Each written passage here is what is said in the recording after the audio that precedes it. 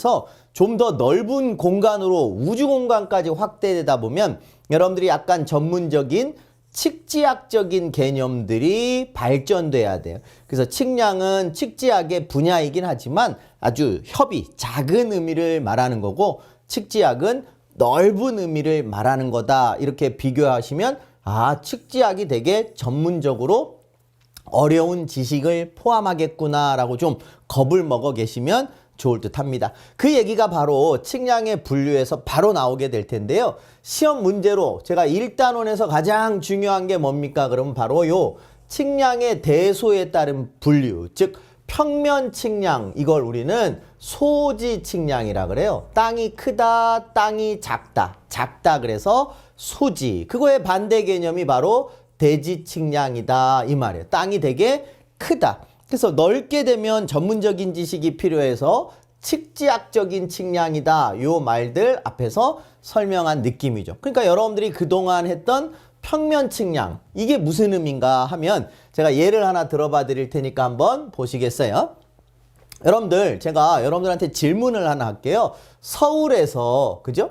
부산까지, 서울에서 부산까지입니다. 서울에서 부산까지 보통 몇 킬로미터쯤 되세요? 라고 제가 여러분한테 질문을 한번 해볼게요. 보통 뭐 400km, 428km 이런 게 보통 정설이거든요.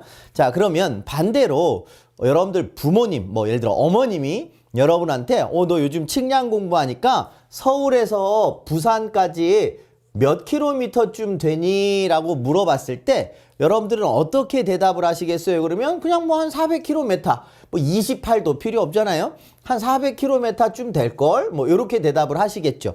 그러니까 더 쉽게 말하면 정밀하게 대답하세요? 대충 대답하세요. 그쵸? 대충 대답하실 거예요. 어머님이 원했던 것도 428km, 뭐 428점 몇몇몇 킬로미터 이걸 원했던 건 아니죠. 그래서 아주 중요한 단어가 나올 겁니다.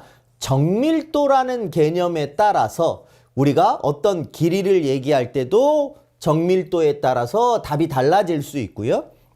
그 다음에 제가 좀 하려는 말은 그럼 서울하고 부산까지가 직선인가요? 여러분들 잘 생각해 보면 오르막길 내리막길도 물론 있을 거고 그러다 보니까 측량에서는 경사적인 거리를 별도로 경사거리라고 해서 L이라는 기호로 표현을 해주고 혹시나 오르막길이 있다면 실제 우리가 말하는 거리란 하늘에서 바라봤을 때 투영된 길이, 그래서 이게 결국 수평 길이만을 우리는 일반적인 측량에서의 거리라고 해서 D라고 표현을 많이 할 거예요. L이라고 하면 경사거리, 수평거리 그러면 D.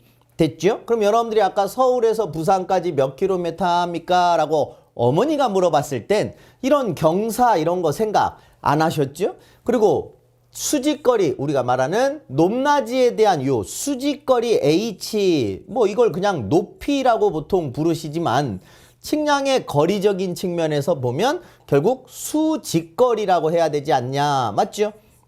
그래서 전통적인 의미에서 측량의 3요소가 결국 수평거리, 수직거리, 그 다음 각도 이런 것들을 우리는 측량의 3요소라고 했던 거예요. 그런데 왜 경사거리는 측량의 3요소가 아닙니까? 그러면 우리가 거리라고 할 때는 경사거리를 인정하지 않고 수평거리와 높이, 즉 수직거리만 두 개를 인정하면 경사거리는 피타고라스 정리에 의해서 D의 제곱, 수평거리 제곱, 높이 H의 제곱, 이거 두 개 제곱한 거 합한 건 요거 제곱한 거랑 같다. 그러니까 L만 구하고 싶으면 루트 씌우면 나온다.